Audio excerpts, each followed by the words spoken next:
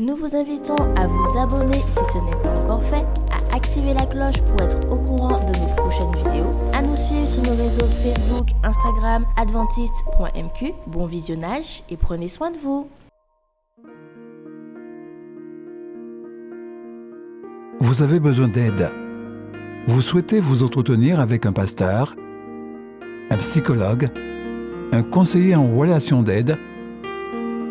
La cellule d'écoute de la Fédération des Églises adventistes du 7e jour de la Martinique est à votre disposition, 7 jours sur 7, de 8h à minuit, au 0805 288 394.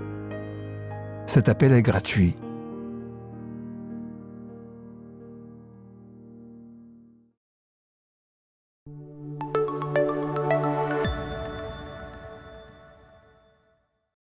Quelle serait votre meilleure stratégie d'investissement si vous aviez reçu la bénédiction de posséder des moyens financiers ou des biens immobiliers?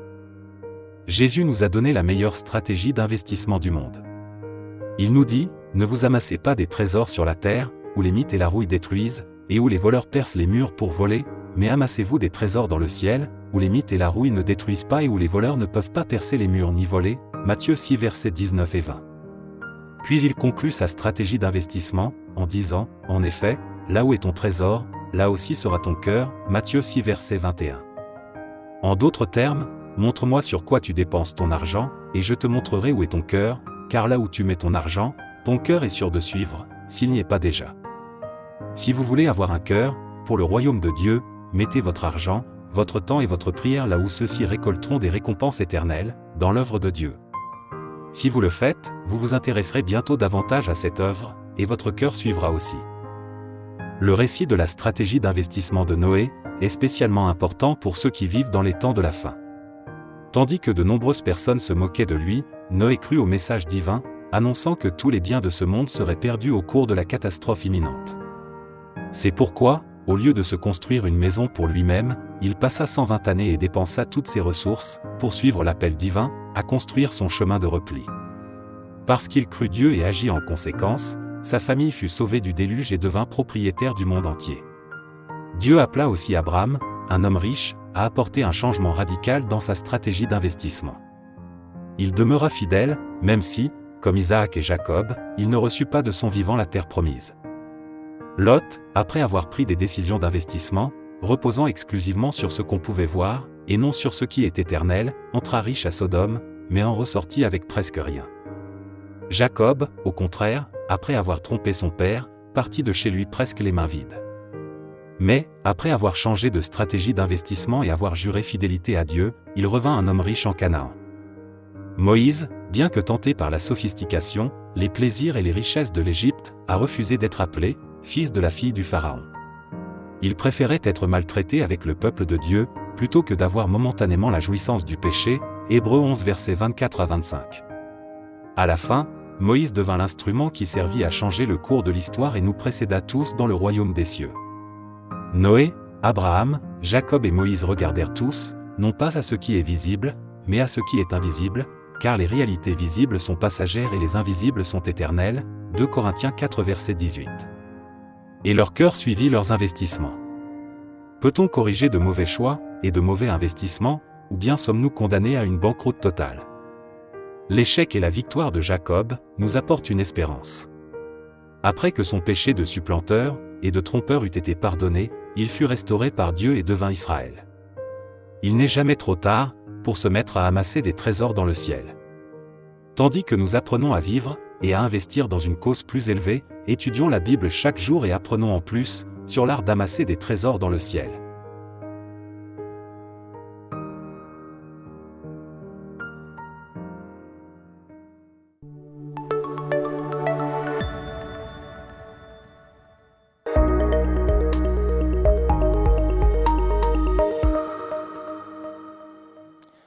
Mesdames, Mesdemoiselles et Messieurs, chers amis, chers jeunes, je vous salue en ce sabbat, au nom du Père, du Fils et du Saint-Esprit, et je vous dis Maranatha. Si je vous dis en ce matin, Dieu est bon, comment répondriez-vous? Oui, en tout temps. Et si je vous dis en tout temps, que me diriez-vous? Ok, Dieu est bon. Que le nom du Seigneur soit béni. Alors que nous l'adorons en esprit et en vérité en ce matin. Amen. Chers amis, le psalmiste David a déclaré « Je suis dans la joie quand on me dit « Allons à la maison du Seigneur ». David, chers amis, chers jeunes, expérimentait quotidiennement la joie d'être dans la maison du Seigneur. Car dans la maison du Seigneur, nous pouvons raisonner ensemble. Dans la maison du Seigneur, nous pouvons, comme Moïse, être glorifiés en sa présence. Oui, dans la maison du Seigneur, nous pouvons élever nos voix en adoration. Et aujourd'hui, c'est mon désir que nous raisonnions ensemble dans le Seigneur, que nous glorifions son Saint-Nom et élevions nos voix vers lui en adoration. Amen. Maintenant, tournez les pages de vos Bibles avec moi vers le livre du prophète Jérémie, où nous examinerons ensemble les versets 7 à 9 du chapitre 20. La Bible, chers amis, dit ici que Jérémie ouvrit la bouche et dit « Tu m'as persuadé, Éternel, et je me suis laissé persuader. Tu m'as saisi, tu m'as vaincu, et je suis chaque jour un objet de raillerie. Tout le monde se moque de moi. Car toutes les fois que je parle, il faut que je crie à la violence et à la dépression. Et la parole de l'Éternel est pour moi un sujet d'opprobre et de risée chaque jour. Si je dis, je ne ferai plus mention de lui, je ne parlerai plus en son nom. Il y a dans mon cœur comme un feu dévorant qui est renfermé dans mes os. Je m'efforce de le contenir et je ne le puis. Prions le Seigneur. Éternel, notre Dieu, notre Père, alors que nous considérons cette portion des Écritures du livre du prophète Jérémie, nous prions afin que ton esprit nous soit accordé et qu'il puisse nous conduire comme tu nous l'as promis, dans toute la vérité. Cache ton serviteur une fois de plus derrière le Christ, afin que l'homme ne soit pas vu, mais que Jésus seul soit élevé et glorifié, car telle est notre raison de vivre. Nous t'en prions au nom de Jésus. Amen.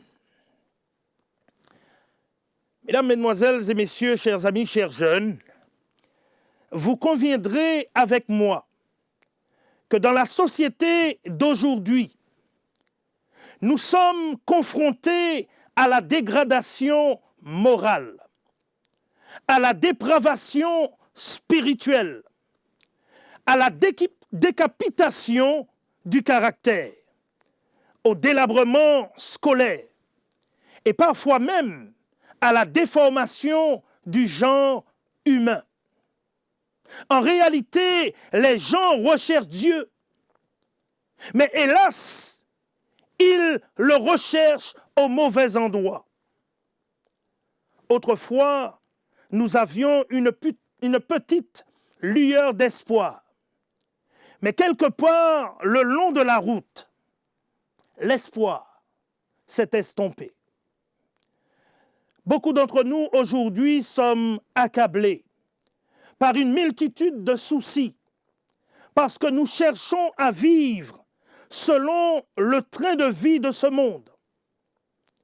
Beaucoup ont choisi d'être au service de ce monde, d'accepter ses inquiétudes et d'adopter ses coutumes. D'autres ont choisi de satisfaire leur ambition et leurs désirs. Aujourd'hui, nous vivons dans une société où de continuels tourments usent nos forces vitales. Nous offensons Dieu et notre conscience. Au quotidien, nous chargeons du moins de fardeaux supplémentaires de remords. Je suis ici en ce matin pour vous dire au nom du Seigneur, face à la situation de notre monde, ne retenez pas le feu de Dieu. Peu importe notre situation dans ce monde aujourd'hui, accrochons-nous au Seigneur et proclamons l'Évangile. La situation du monde aujourd'hui est à l'image du monde à l'époque de Jérémie. Né selon de nombreux érudits vers 646 avant Jésus-Christ et appelé à être prophète vers l'âge de 20 ans. Jérémie, pour la plupart d'entre nous, est connu comme étant le prophète qui pleure. Un prophète qui, s'il était né dans le monde aujourd'hui, serait probablement connu comme le prophète déprimé. Vous devez comprendre en ce matin, chers amis, chers jeunes, que Jérémie a été appelé durant une période de l'histoire où le peuple de Dieu le fuyait et prêtait attention à de nombreux dieux étrangers. Jérémie a été appelé à une époque où l'expression biblique et hébraïque Magor Missabib signifiait littéralement terreur de tous côtés. Une époque où Juda avait des ennemis de tous les côtés. L'Égypte au sud, l'Assyrie au nord et la montée puissante de Babylone au nord-est. La mission de Jérémie a donc été difficile dès le début de son ministère. Dès le début de son ministère, Jérémie a commencé à se lamenter. Il se croit pris entre le marteau et l'enclume. Il veut prophétiser, mais il veut aussi se taire. Il ne peut pas supporter les reproches du peuple, mais il ne peut pas se taire sur la parole de Dieu. Chers amis, chers jeunes, avez-vous déjà eu l'impression d'être entre le marteau et l'enclume, face à deux choix tout aussi difficiles à faire, mais vous ne savez pas lequel choisir? Vous vous demandez vers qui vous tournez et qui faire confiance face à une telle décision à prendre. Vous arrivez au point de vouloir abandonner. Oui, vous voulez abandonner la vie débauchée, mais vous avez besoin de cet argent. Vous voulez changer votre vie, mais il ne vous laissera pas faire. Vous voulez vous réveiller un matin pour adorer Dieu, mais vous réalisez que vous devez partir pour faire le travail de l'enseignant. Vous êtes coincé entre le marteau et l'enclume, ne sachant que faire. Et pourtant, vous voulez faire la volonté de Dieu. Jérémie, dans notre texte d'aujourd'hui, travaillait depuis de nombreuses années. Mais le peuple de Dieu ne voulait tout simplement pas écouter. Jérémie était en colère contre Dieu, comme beaucoup d'entre nous le sommes aujourd'hui. En colère contre Dieu parce que nous ne voyons pas la manifestation de son amour dans nos vies. Jérémie travaillait mais ne voyait pas les fruits de son travail. Et il lui semblait que tout espoir s'était évanoui. Dans le cloque du reproche et de la tromperie. Jérémie ne se voyait pas aller de l'avant. Mais juste au moment où il a eu envie d'abandonner, juste au moment où son visage s'est assombri, il s'est rappelé. Il s'est rappelé qu'il ne travaillait pas pour lui-même et que les paroles qu'il prononçait n'étaient pas ses propres paroles, mais venaient de Dieu. Frères et sœurs, chers amis, chers jeunes, je vous invite en ce matin à considérer les paroles qui sortent de vos lèvres et à vous poser la question, sont-ils de Dieu ou sont-ils vos propres paroles?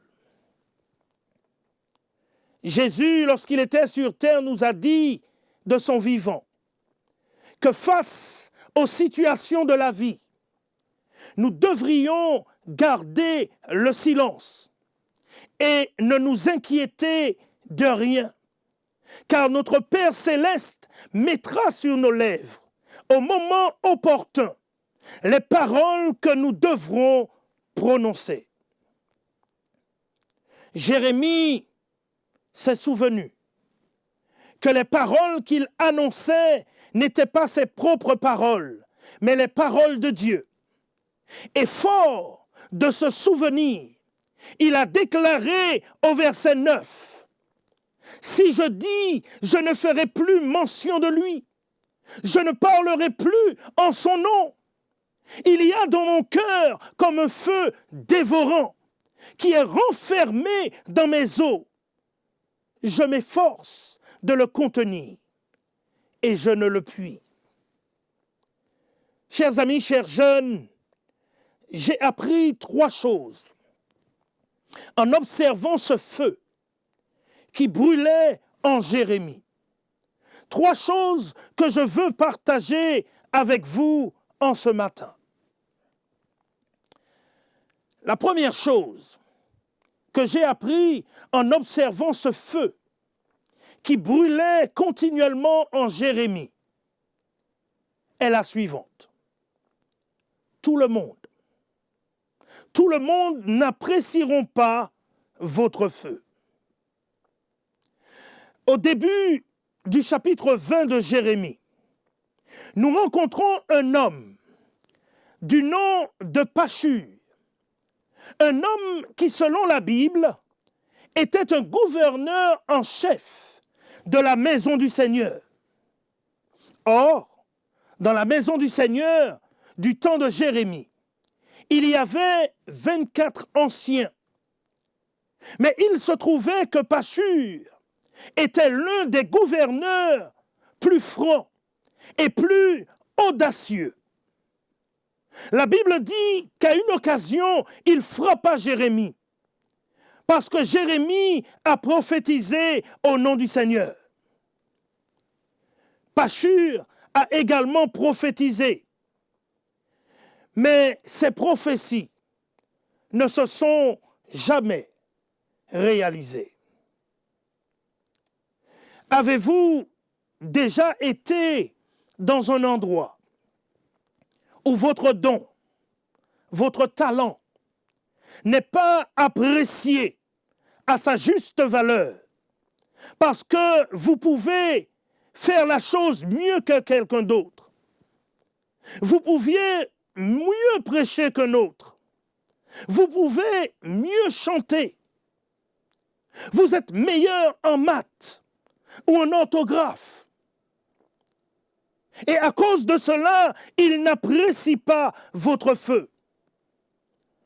Je suis venu, chers amis, chers jeunes, en ce matin sur ce plateau, pour vous dire, ou pour dire à quelqu'un spécialement, quelqu'un qui expérimente cette réalité dans sa vie, que Dieu est votre force et votre bouclier.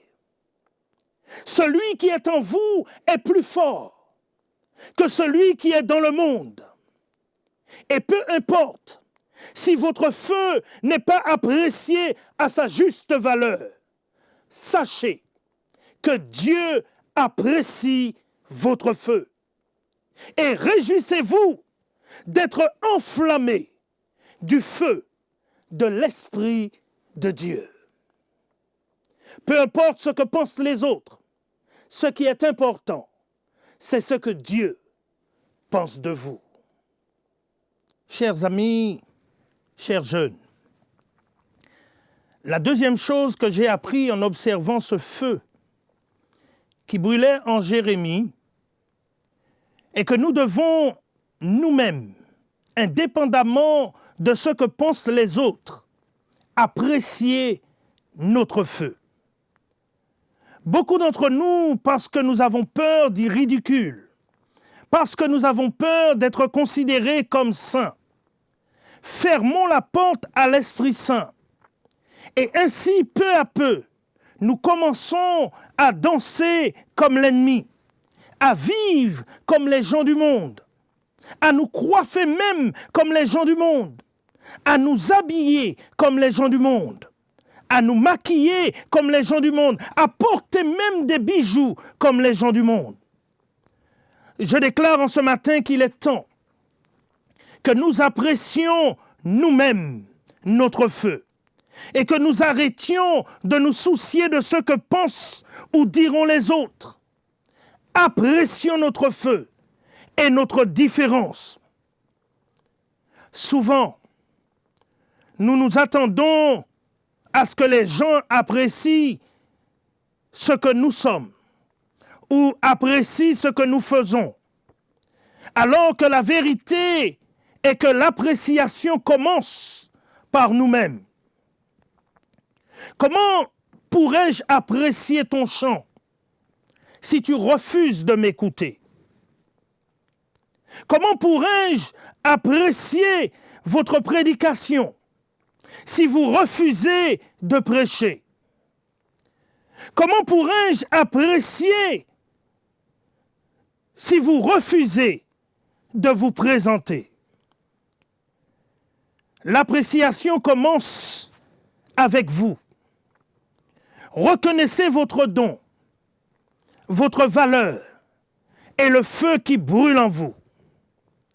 Vivons selon les principes, les ordonnances et les lois données par notre Dieu et proclamons la parole de Dieu.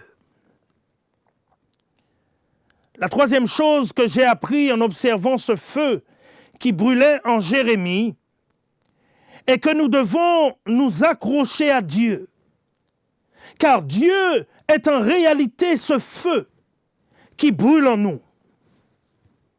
Aujourd'hui, le monde est malade, au bord de la crise parce que nous avons mis Dieu en dehors de notre société. Nous avons mis Dieu en dehors de nos décisions politiques, en dehors de nos écoles et en dehors de nos foyers. Aujourd'hui, l'Église est malade, au bord de la crise identitaire et spirituelle, parce que nous n'apprécions plus à sa juste valeur nos différences, le feu qui brûle en nous et nous pousse à parler de notre Créateur. La vérité en ce matin, chers amis, chers jeunes, est que certains d'entre nous viennent à l'Église pour trouver des partenaires, pour se construire une réputation, pour devenir quelqu'un. D'autres viennent parce que leurs parents y vont. D'autres fréquentent l'Église simplement parce qu'ils veulent changer d'environnement. Le contraire est aussi vrai, car certains d'entre nous ne vont plus à l'église ou y vont de temps en temps parce que quelque part, au cours de la route, nous avons été déçus, désenchantés, insatisfaits ou même mécontents. D'autres ont mis l'église de côté et ne la fréquentent plus parce que quelque part, au cours de route, ils n'ont pas pu sortir de leur lieu d'angoisse et d'agonie à un lieu d'extase spirituelle et de jubilation divine. Quelque part, en cours de route, ils se sont sentis indésirables et rejetés. Aujourd'hui encore, quelques-uns d'entre nous, assis sur les bancs de l'Église, veulent lâcher prise. Mais ils savent qu'il y a une voix en eux qui leur dit de continuer. Cette voix qui est en vous, cette voix qui est en nous, chers amis, chers jeunes, et qui nous dit de continuer, est la voix de notre Dieu, qui brûle encore au plus profond de nos cœurs. Malgré nos défauts, malgré nos manquements, malgré notre faiblesse, malgré le fait que nous nous sommes éloignés de lui, le feu de Dieu brûle encore en nous, espérant un cri de notre part. Sauve-moi. Chers amis, chers jeunes, le monde a besoin de Dieu. L'Église a besoin de Dieu. Nous avons besoin de Dieu. Il revient à nous, chers amis, chers jeunes, de proclamer notre Dieu, afin qu'il soit vu et accepté de tous. Je déclare, alors que je termine cette réflexion, que nous avons un feu qui brûle encore en nous et qui veut s'embraser en nous. Un feu qui est capable de transformer le monde et détruire les œuvres du ténèbre. Ce feu, chers amis, chers jeunes, peut également changer nos défauts afin que nous puissions devenir parfaits aux yeux de Dieu. En ce matin, il y a ici présent devant cet écran certaines personnes qui ont perdu le feu de l'esprit. Il y a certains qui encore aujourd'hui cherchent leur feu. Et il y en a certains qui ont besoin de ce feu et ne le savent pas. Selon l'ordre du Seigneur, je veux donner à chacun d'entre vous qui m'écoutez en ce matin l'occasion de permettre à ce feu de l'esprit de vous consumer et de vous transformer à la gloire de Dieu. Donc en ce matin, si tel est votre désir, je vous invite simplement, là où vous êtes, à lever votre main vers le ciel avec moi. Le Seigneur voit vos mains. Inclinons-nous, alors que nous montons au trône de la grâce, par la prière. Éternel, notre Dieu, notre Père, une fois de plus, nous voulons te remercier.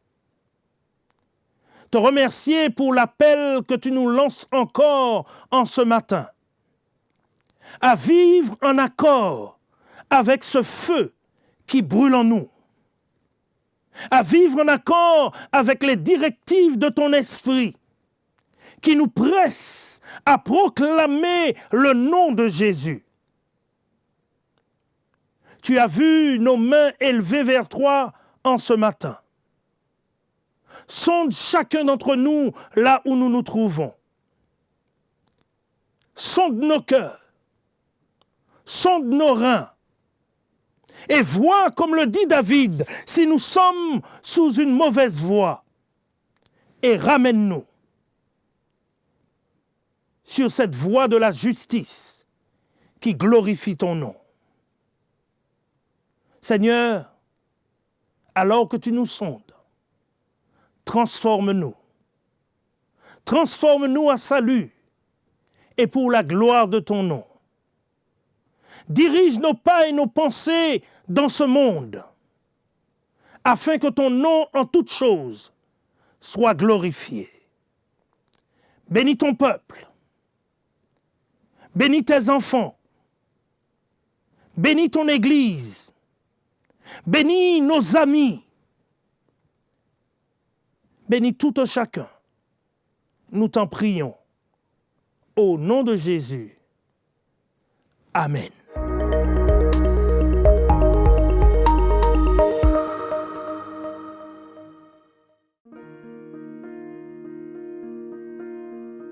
Vous avez besoin d'aide. Vous souhaitez vous entretenir avec un pasteur, un psychologue, un conseiller en relation d'aide. La cellule d'écoute de la Fédération des Églises adventistes du 7e jour de la Martinique est à votre disposition, 7 jours sur 7, de 8h à minuit, au 0805 288 394. Cet appel est gratuit.